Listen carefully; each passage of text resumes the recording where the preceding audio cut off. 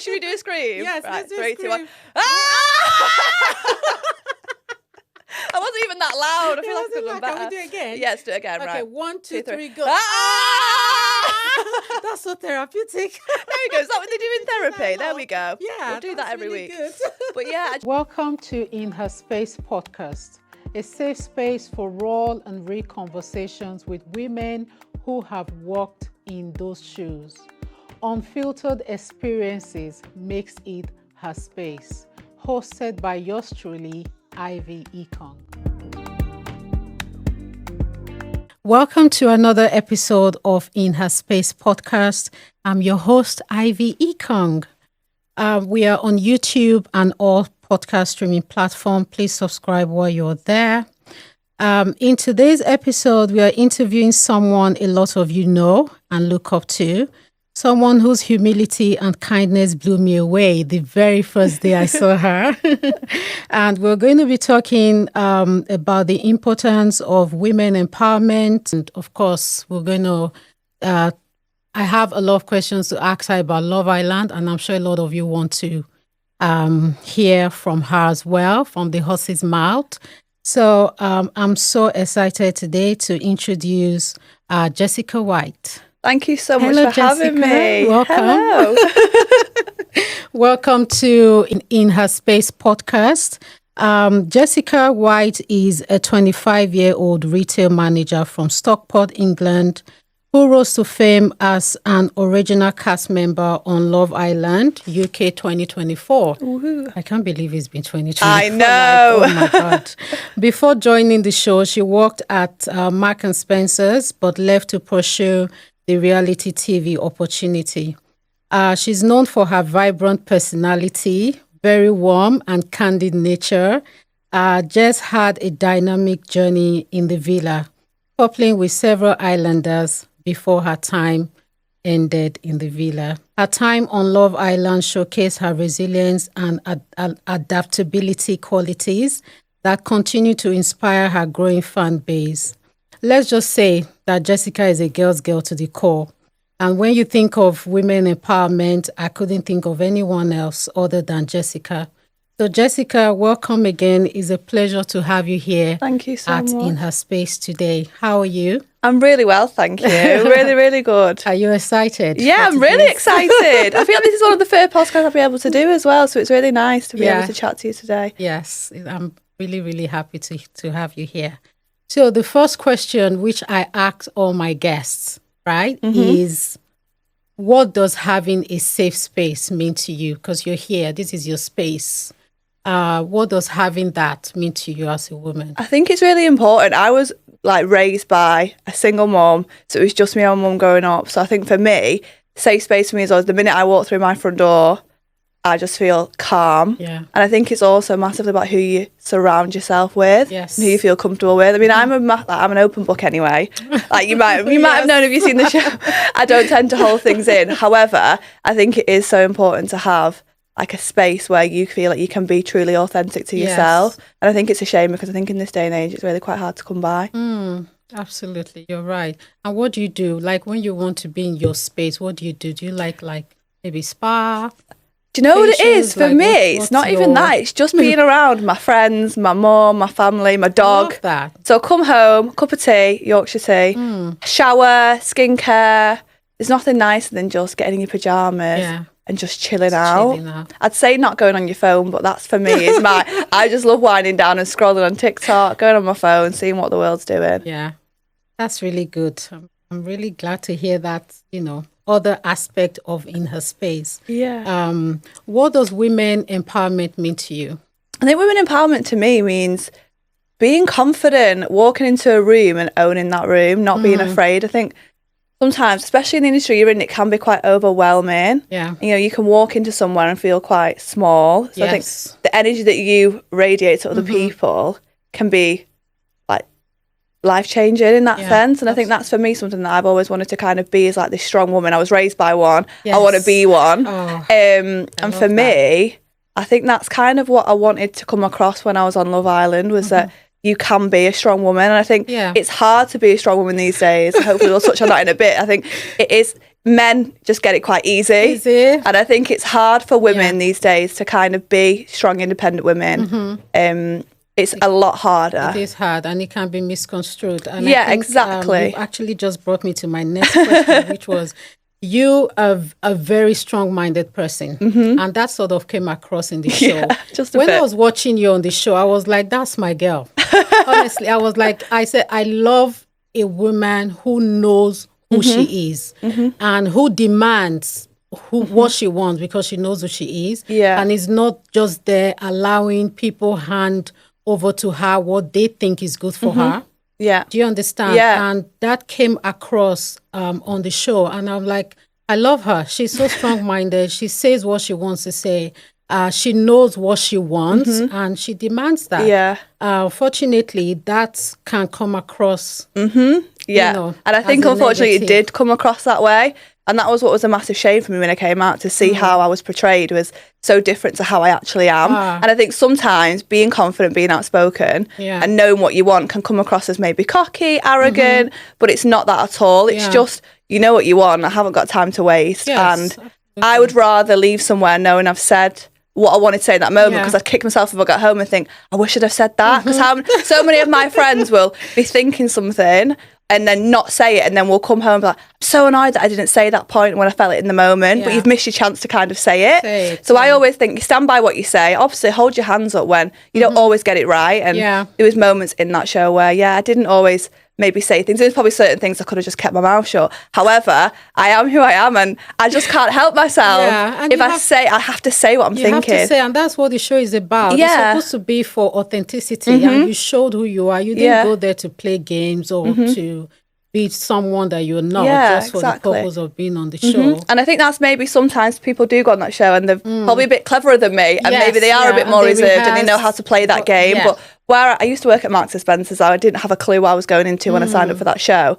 And I think where maybe other people were able to play that game a little bit better, maybe it worked better for them when they came out and the perception they had. But I was authentic to myself, and none of my friends or family looked at me and said, you weren't the same person when you went on that show. Everyone said you were well and truly yourself through and through, and that's all that matters to me, is my family and friends' opinions of me, and that's not changed. So that's the most thing that I'm most happy about. Please don't change. I don't think I ever could. We need more authentic people in this world. Even though you've experienced some criticism, you've also experienced some praise as well. So how have you sort of managed that? I think when I came out, it was a lot harder than it is now. When I came out, I would say I'm so strong, and I wouldn't say that it affected me as much as maybe it affected some people, the negativity, but naturally, it's not nice reading things about you that you know aren't true. And I think when I came out, because it was so intense and because there were so many stories written about me which I felt were untrue, I kind of felt like I was backed into a corner. I couldn't do right for doing wrong. I couldn't say what I actually thought because I was living in fear of upsetting anybody. Whereas now, obviously, as time's gone on, I feel like I'm ready to kind of speak the truth and say, actually, what was shown of me wasn't an accurate representation of how I am. And everyone who's met me since always says, you're actually a really nice person. And I think it's funny because I always take offence to that. But actually, everyone says, how many people do you meet in the industry and you think, I thought they were going to be really nice, and actually they're not very nice. So maybe it's better that I've come out to a bit of negativity, because then when people meet me, I can change people's perceptions. But it is hard because you go to events, you go on, like when we first met, are people thinking, oh God, she's going to be awful, she's not going to be a nice person. And it's not nice walking into a room thinking that people maybe are thinking that. Yes, absolutely. But I'm just, keep on going to events, keep on meeting people in the industry, and I'll just slowly, hopefully, change people's perceptions of me and realise that actually it wasn't what people saw on the show. And I think a lot of editing went into that. Absolutely. As well. And that's the thing with shows. There has to be TV a villain, shows. you know? Yes, exactly. There always has to be a villain. And unfortunately, it was me. But take from it what you will. It's, it's made me rememberable, and people walk down the street and people still recognise me, which is amazing. And there's obviously, on side of that, there's been some amazing people. Like, I have so many people that come up to me and say, I'm so glad that you were the way you were, and I want my children to be like you when they grow up, and that's incredible. My daughter actually told me, Mom, the day you interviewed Jessica, I want to be there. I want to go to school. I'm like, that's just but that's like so overwhelming to me to think that people have that opinion. Like, it's crazy, given the fact that a year ago no one knew who I was and I was just living life so normal that now to think that I've had that impact is absolutely incredible. You have. So yeah, it's amazing. And like I say, the kind messages don't go unnoticed. I try and reply to as many as possible. Yeah. And obviously the negative ones that I think just unfortunately, as wrong as it is part and parcel of being in this industry. Part of it. And everyone gets it. But I think when you come out, I was so focused on, especially my mum, she was like, you're getting so many bad stuff. And obviously it's so sad for her to see because it's my daughter. But I think seeing All Stars and the press that everybody gets, I think she's now come out of it and realised it's not just you that was getting it, it's everyone. Doesn't make it right, but it isn't just me that gets it. These people are really sad people. I wouldn't dream of commenting on a 25-year-old on a girl's post, the things that people post, but unfortunately that's just what makes people tick. But territory and like you said, you have to focus on the positive. Absolutely. No matter how good you are, people are going to find something to say. And it's just a real shame, and I feel sorry for them. And I'm in a place where I'm quite humorous. I can laugh at myself. I can take a joke. So some of the things that people say I do find quite funny. But equally, it doesn't make it right. Yeah. And sometimes you're in a bad day and it can hurt and it can upset you. But for the most part, me and my friends can just sit there and laugh at the comments because some of them are quite good. You're quite inventive, some of them. I think, God, you've really thought hard into that one. That. And type that. Yeah, exactly. But yeah, it is what it is. Yeah, it is what it is. I mean, focus on the positive one because a lot of people adore you out there. My daughter, one of them. Me, one of them. Thank you. Meeting you for the first time, you were literally so warm and so welcoming and so amazing. So anyone who has something negative to say, please go drink some water. Yeah, exactly. Go and have a night out with your friends. I don't know. Do something. There's more things in the world than basing an opinion off a reality TV show. I think we all need to put into perspective. And that's the most important thing. Just be yourself. Absolutely. Okay, let's leave that a little bit and talk about something else. Are you currently dating? Because I know a lot of people want to know. I want to know. At the moment, I'm just enjoying life. I think it's harder in this industry when you are, because it's kind of questioning, are people there for the right intentions? Are they not? And it's hard because you want to trust someone, but you don't know whether are they just dating you because you've been on Love Island? And also I think it's hard because you have that feeling. You don't want people to think, oh, she thinks she's really good because she's been on a TV show. Like I get quite overwhelmed by it. So I think it's really hard. I think people think you go on that show and you're going to come out and have loads of attention. I think men were probably scared of me, seeing how I came across on that show. So I think some men are quite scared to approach me because they probably think, oh, she's going to eat me alive. But also I just find it really hard. And I think a lot of my friends as well who've come off the show as well, we all kind of are finding it hard, but I'm definitely, looking for someone. I want to settle down. All my friends have got kids, so married. Absolutely, yeah. Okay, that's good. She's open. Shoot your shot. Go in my DMs to try. Yeah, go on DM. You've been very open about your fitness journey and your body transformation. Yeah.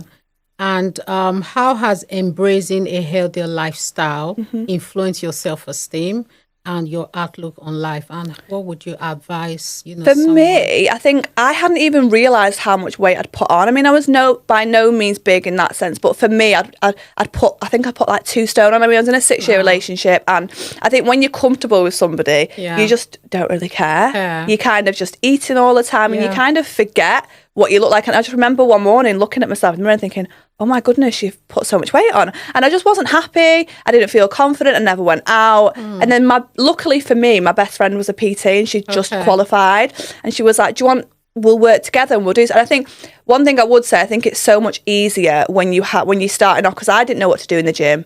I had no clue.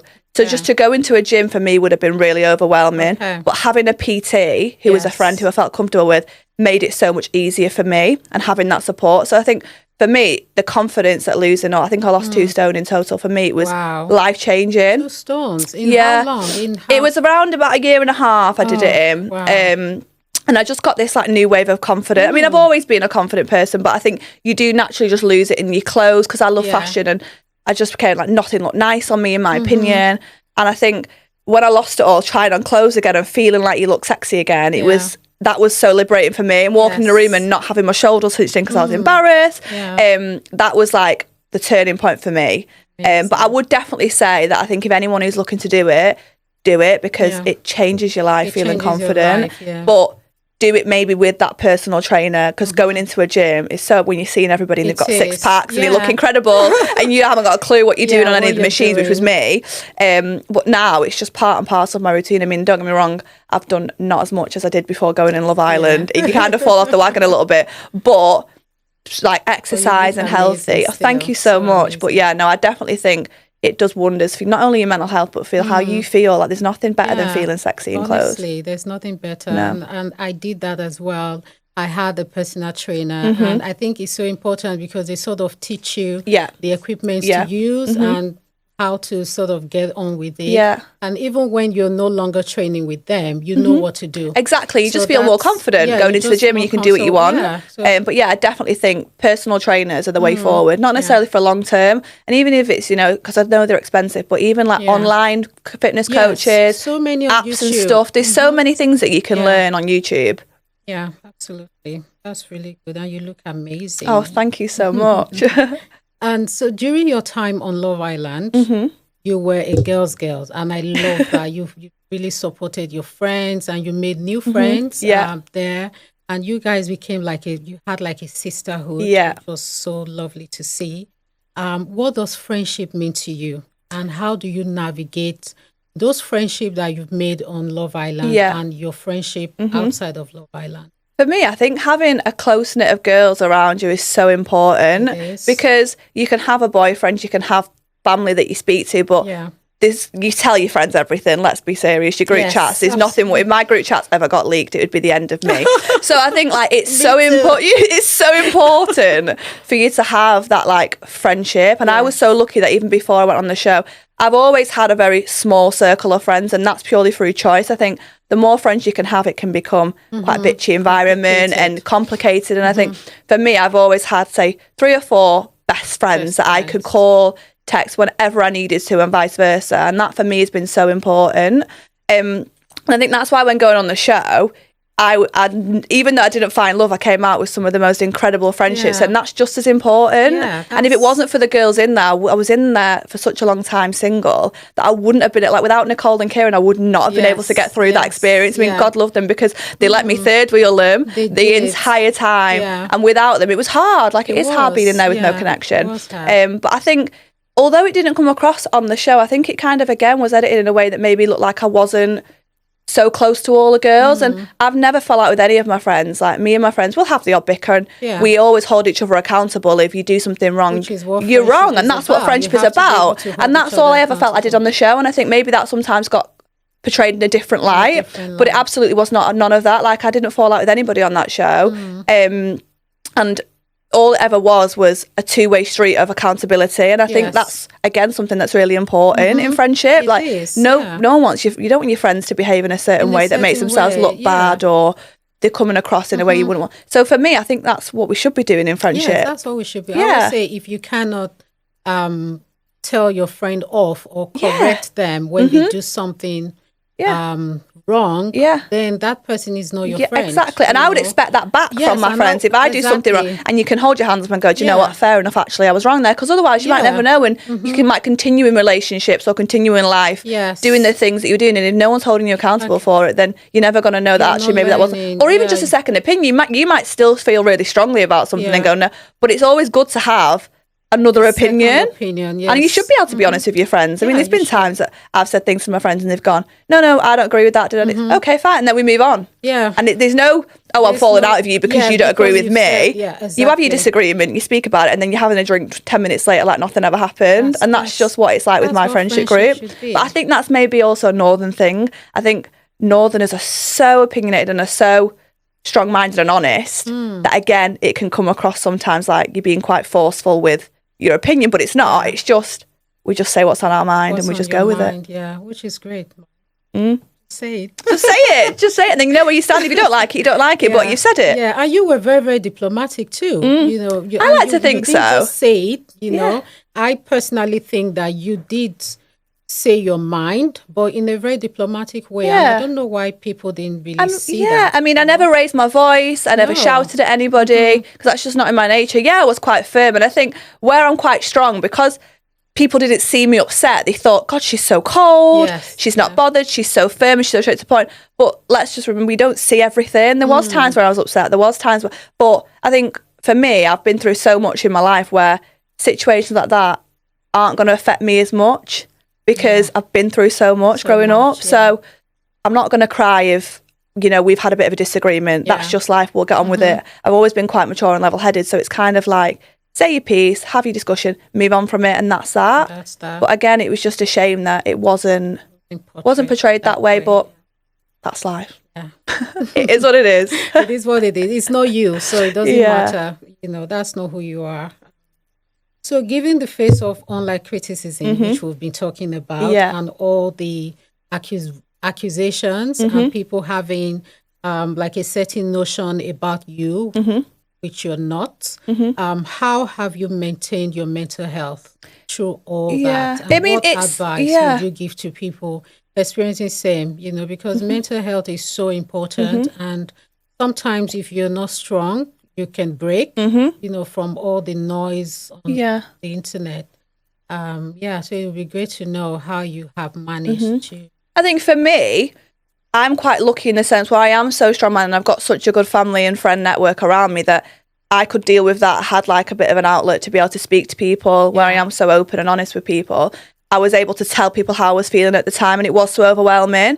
But it's for me, it's like, in a way, it's kind of a good thing it happened to me, because other friends or other people on that show, I worry about, had it have been them that had received that backlash, how would that have happened? And there's been so many tragedies that have come from that show that are just unthinkable. You think people would learn, but unfortunately, people don't. And it's only sometimes when it's too late that people then revoke them statements, and it's, mental health is such a big thing, and it always has been, but I think it's so easily forgotten about. And for me, it was really hard when I came out.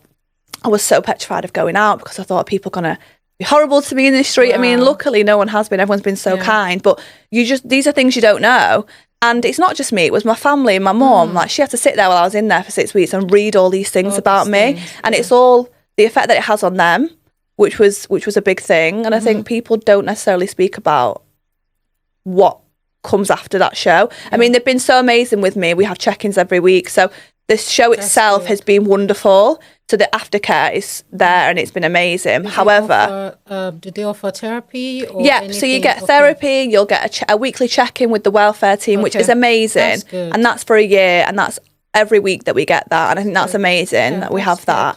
I'm lucky that I don't necessarily need it, but obviously I think it's good that it's there. If 1 week I think actually I'm feeling a bit low, maybe I can have it this week. But I think for me, I'm okay now. Like, it's slowed down massively. Yes. It's interesting because when All Stars came along, you'd notice like a spike in the hate again. And it's funny because I wasn't in the show, but yet was still receiving a backlash from that because people were watching it. Well, not even there. I wasn't even on it. I know, and I was still getting it. It was bizarre. But it's funny how it just kind of comes in waves. And I suppose it will always be there. But it's just a shame that it happens because it's such a serious thing, and it can make me feel so low, and the things that people say are so hurtful. Like I say, I'm strong, so I can just kind of push it back and just laugh at it. But it shouldn't have to be that way. Yeah, it shouldn't have to be at all. And I can tell why you're strong, because that's not you. Yeah, and that's the thing. I know myself. Yes, you know yourself. Yeah, and I'm confident in that. If it's not you, you just see it as noise. And really, it's noise because that's not you. So, of course, it can still affect you. It's just frustrating, if anything, because it's like, again, where I kind of felt like I had to be silenced because I didn't want to say anything wrong because I thought it'd be in the papers. Anything I say is going to be criticised. I can't do right for doing wrong. It's kind of like I was backed into a corner where I couldn't say anything. But it's so frustrating because you just want to scream at the top of your lungs like, this is not true. This is not who I am. And that's what my family and friends wanted to do. And I was like, don't you dare write that comment back to them. Like, don't do it. But it is really hard because you just want to scream from the rooftops like, you've got this so wrong. Yeah. But you can't because you don't gain anything by it. Scream if you want. Yeah. You need to join for a big scream. You can do it right now. But should we do a scream? Yes, right, let's do a scream. 2, 1. I wasn't even that loud. I feel like I could have done better. Can we do it again? Yeah, let's do it again. Okay, right. 1, 2, 3, go. That's so therapeutic. There we go. Is that what they do in therapy? There we go. Yeah, we'll do that every really week. Good. But yeah, I just think sometimes it is so frustrating, but you'll never win with these people, so just let them carry on. Of course. The reality TV often portray women, right, in a specific light. Yeah. Especially Love Island. And how do you believe such platforms can evolve and better represent and empower women? I think the problem we live in now in this world, it's still very male dominated. I don't care what anybody says. And I think, especially on a show like Love Island, is if speaking on my experience, so like if there's two women that are going at each other or are having a conversation, it's like either one of them is in the wrong. So it's like, for me, I was bullying somebody, and that's just not who I was, and wouldn't have been allowed to be on a show if that was the truth.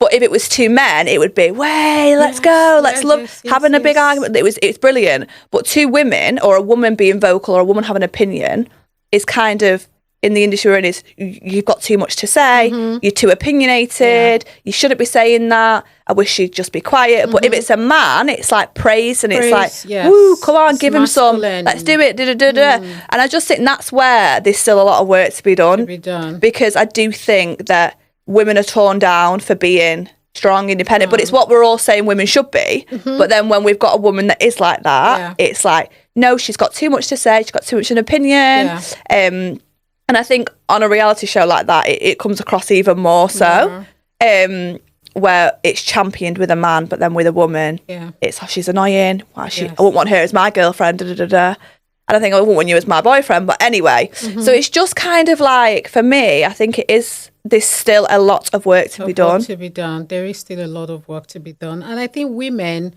need to support women more, right? I mean, if you could tell from, let's say, 10% of the people that were sort of bullying you online, do you think they were women or men? Women. Exactly. Women tearing down women. Exactly. I don't get any in my Instagram or on my comments. It might be the odd male man, but most of the time it's women, and it's actually grown women who are old enough to be my mum. And I think to myself, if I knew that my mum was sitting at home trolling girls that was the same age as her daughter, I would be mortified. I'll be mortified. And I just don't get it. I really don't get it. Why do women tear women down? Tear women down. Every single comment I've had that is negative, it's a woman. Is a woman. Why? And we don't see men doing that to men. Men don't do. Men aren't bothered, are they? Yeah, they are not bothered. They are actually thinking about how to help each other level up, and and women are still tearing women down at this age and time. Yeah. We need to do better. Yeah, I 100% agree. We're supposed to be supporting each other, lifting each other up, put our hands around each other, not tear each other down, because we are the same species. I know. It's a shame, but I mean, on the other foot, I meet some women and I think, God, you are just remarkable. And there is so many amazing women that do that. There are. However, there's that percentage of people that are maybe are unhappy. I don't know what it is. I don't think like that, and I'm not around people that think like that. So I can't understand and get in their mindset of why they want to do it. All I can think is they must be really unhappy. Which is a real shame, because, I'm so happy in myself and the place that I'm at in my life, that there's always going to be someone in the world that's got more than you, or that's doing better than you. But there's always going to be someone who's looking at you in admiration, thinking, God, I wish I had what they had. Yeah. So why would we ever be jealous of people? I don't get that. Exactly. Just be content with your own absolutely. life. So how do you plan to use your platform, Post Love Island, to advocate for issues you're passionate about, particularly those affecting young women? For me, I just want to continue showcasing the kind of person that I am. And even if I know I might not be everybody's cup of tea, and that's just what makes the world go around. But for me, if I can show a few young women that by being confident, being outspoken, speaking your mind and doing it with confidence, that isn't wrong to do that. And that's what I'm just going to continue doing. And that's why I'm not going to shy away when people are telling me they don't like what I'm doing, or they don't want to see my stuff. If you don't like it, unfollow it, that's fine. But I'm not going to stop doing that because people are telling me, because for that 1% of people that are enjoying the content that I'm putting out, or that are messaging me saying, you were amazing, you inspired me to do this or do that, that's the reason why I'm going to continue doing it. And not only that, just to make myself proud and to make my family and friends proud. I don't ever want to change that, because that's who they know me for. And I would hate for them to look at me and go, she's really changed since coming into this industry. I always want to remain truthful to myself, and that's one thing I always say to friends, please keep me in check. And if ever you see me becoming someone that I'm not, I mean, no doubt they would 100% tell me within seconds. It's good to know that. I would not ever want to change. So for me, I'm just going to continue doing what I'm doing now, speaking out and being who I am, and hopefully that's enough. That's good. And how do you balance your life? Maintain that balance and privacy as well. It's hard because you've obviously put yourself out there to the entire world to see. So then people just expect that they have rights to every aspect of your life. And I think it's difficult because we have so many influencers now that do share everything. Like, look at Molly May, she's so successful, but she has shared every bit of her life. The good and now the bad has to be spoken about because that's what people want to see. So it's kind of hard to like navigate how much do you want to put out there. It's like if you were to meet somebody, would you want to put that out there? Because the minute you put that out there, people want to find out more. They want to know who you're dating. They want to know who that person is. They want to find fault in it. And they want more. They want more. When you stop putting up more, they don't like you because you've done it. So it's just that balance, isn't it, of trying to find out. And I think for me, I'm still like in such early process of like navigating that. And I think as you get older and the more you know that I do, I'll start to find out just how much I do want to put out there and what I want to keep more private. Again, I'm an open book anyway, so I'm saying this now, but I probably will share every element of my life because it doesn't bother me. I'm happy with that. I'll tell someone in the pub my entire life story that I've just met 5 minutes ago. So I'm not someone that keeps it close to my chest. But I do think you have to be quite sensible about the things you do share because not everyone has the best intentions of what you're telling them. And sometimes you learn it the hard way. Every stage of your life is different. You know, with me, I did share a lot. You know, my kids, I literally had my kids online. From birth, even when I had a miscarriage and everything, I shared it online. And then, but recently, I've now cut back from sharing much about my kids. And my people didn't like that. Have they been asking you in your comments? Yes. And the reason why I cut back is they call themselves online mom of my kids, my own kids. So when I post anything, they're like, oh, for example, my little one, my Louis, when I post photo of him, you see people saying, oh, you shouldn't have worn him that shirt. It's cold. He should be covered. Why is his head? The mom police come out. Opinion about your child, video that you've taken in the middle of the day. And just, so I was like, okay, I'm not going to be posting much about my kids anymore. And I did find that some people actually unfollowed me for that because they're like, we follow you because of your kids. We want to see them. I'm like, okay, no problem. Just do what you want to do. Yeah, exactly. You need to do what's happy for you and what's right for your family. It's to set that boundaries. It may come later on in life, but I know it will get to a certain point where you would need to set a boundary. Yeah, it's all about boundaries, isn't it? And I think as well with children as well, they have no say in what goes online. So what's to say when they might not want to be online, they might not want to do that. So I think it's right for you to set boundaries that works for you. But unfortunately, again, people don't always like boundaries, do they? They don't. So Jessica, what do you want to be remembered for? What do you want, when you think of your legacy, what do you want your legacy to be? I think I want to be remembered for just being the person that I always was before I went on the show. A kind, considerate family person, and all I'm really doing this for is to just make my family proud and make my mum proud. And if I can, if she can sit there and go, wow, what you did, because it was such a big risk doing what I did, and if you can go, actually it's paid off, it was worth the risk that you took, that's the most important thing for me. And I think I'm on the way to doing that. And I think as long as you're happy in what you've done with your life and what decisions you've made, that's all that really matters. And right now, everything that I've been doing, I'm really happy with, and I'm proud of myself for doing that. And the things that I've overcome, I'm also really proud of, not just since Love Island, but even before that, like the things I've been through growing up as a young adult. I'm really proud looking back now at what I've done and the journey I've been on. So for me, that's kind of what I want to continue doing and be known for. Okay, that's really good. And I love that. What does self-love look like to you? Self-love to me, this stage of your life. I think it's being confident in yourself, knowing that you can walk into a room on your own and you are worthy of being there. I think being on your own is also such a big thing because I think in past relationships you can get quite attached, and I think you can almost feel like you need that person there. Whereas now I'm so protective of my own space because it's such a a gift to have that and just to be at your own, like with your own thoughts. So to me, that is something that's so important. And I think being happy, you know, just being happiness is like the key to. I know it sounds corny, but it's true. Like if you're happy, it doesn't matter. And if you've got your health, they're the most important things. And at the moment, all them things are kind of in line for me. Absolutely. You've talked so much about your mom. I think every single question I've asked you, you've mentioned your mom. And I didn't have this written out, but because you've talked so much about your mom, and you know, we love our moms. You know, for me, unfortunately, my mom has passed. Sorry to hear that. What would you like to tell your mom right now? Do you know, she will be made up that you've mentioned this because she's Hello, so proud. Mom. Hi, Mom. Your daughter is so proud of you. I think for me, I would want to say to Mum how grateful I am for her, because I grew up, my dad was in my life, he's passed away now, but he was always there. He was always there, but never present. And I think I probably don't give her credit enough for just how much of a good job she did. Because it wasn't for my mum, I wouldn't be the person I am today. She taught me like to set boundaries. She taught me to speak my mind. And we were literally, we're best friends. And that's why for me, I don't ever need anybody else, because the things I tell my mum, I don't think most people would tell their mum. Like my mum knows more about my friends than their mums know about them. But that's for me is the best thing. And we've got like the most incredible relationship ever. And that will just be how it is forever. I mean, bless my stepdad, because he's amazing, but he knows I always come first. And likewise, my mum will always come first in my world.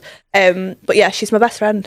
She knows it anyway, but she absolutely is my best friend. I'm going to give you another 1 minute. I will call it Mom Appreciation Minute. So go on. Just appreciate your mom for 1 minute. Yeah, okay. So she's kind. She's beautiful. She is generous, thoughtful. And if my mum won £10 on a lottery ticket, she'd give me the £10 without even, and she'd just transfer. She would, do you know, she would though. She would just give me the £10, and it would be like, what's that for? She's like, oh, just, you know, £10. And you know, she worked so hard, like growing up for me, like it wasn't easy. She went back to work after, like, I think, was it a month after having me? Like, so it was, you know, it was hard going for her, but she did it, and she's in a really good position now. So for me, if I can give anything back to her, that's all I'm doing it for. And she looks after my dog every day. If I don't say that, she won't be my friend anymore, because she has to have my dog all the time when I swan off on these amazing things. So yeah, she's just incredible. Well I love done, my mum. Mom. I'm so happy. I actually have tears in my eyes. No, do you know, I thought I was going to cry then, and I thought, no, I can't cry. I can't cry. I can't cry. I have to finish this. Oh, that's so sweet. That's the sweetest thing we've had today. Lastly, what would you tell your younger self? If your younger self was sitting next to you right now, what would you tell your younger self? I would say it's going to be okay. I think when you're young, you can think something that now is so minor is the worst thing in the world. And you can think, how am I ever in relationships, friendships, when they maybe break up or you fall out, you think, how is this ever going to be okay? Yeah. And you kind of can't see past that tunnel vision. But I would just say it will be okay. And what's meant for you will never pass you by. And there's always something better coming, because I look at where, if you'd have told me 10 years ago that I was going to be on Love Island, I'd have said, that's absolute nonsense. It's not going to happen. But the way that my life's changed is incredible. Yeah. And everything that happened has led me to this point. So I would just say, don't stress too much, because it will be okay. As long as you've got your health and you're happy, everything will be okay. Yeah. And I think we take that for granted sometimes. Yes, yeah. I think we're constantly chasing something thing. else. Yeah. I mean, I'm so guilty of that, don't get me wrong. Like, I get something, I'm like, right, what can I do next? But I think that's kind of just a mindset that I'm in of, I always want more. And I think that's a good thing to be. But I think it's sometimes just slowing yourself down and thinking, just live a bit more in that moment and be present. Yeah, absolutely. Oh, that was so beautiful. It was so lovely having you here today. Thank you so much, Jessica, for joining us. We really, really enjoyed this episode. And a few tears, I saw you holding yours back, and I've had to hold mine back. But this was a very beautiful episode. So thank you so, so much for coming. Everyone for joining today's podcast. You can watch and listen on our social media channels, including YouTube and all podcast streaming platforms. Remember to subscribe, share, like, and let us know your thoughts about today's episode. And I'll see you guys in my next episode. Remember, it's your space. Thank you. Bye. Bye. We have a clap.